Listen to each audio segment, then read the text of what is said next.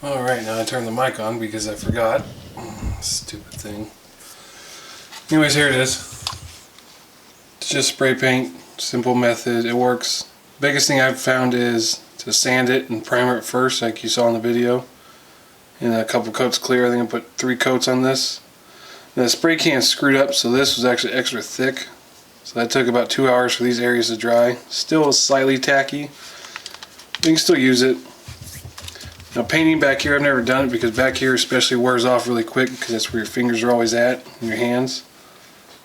Right here will probably wear down faster than normal, but for the most part, for a cheap, quick, easy DIY hydro dip, it works pretty good. But this is for my son, so he was pretty happy with it. Anyways, thanks for watching.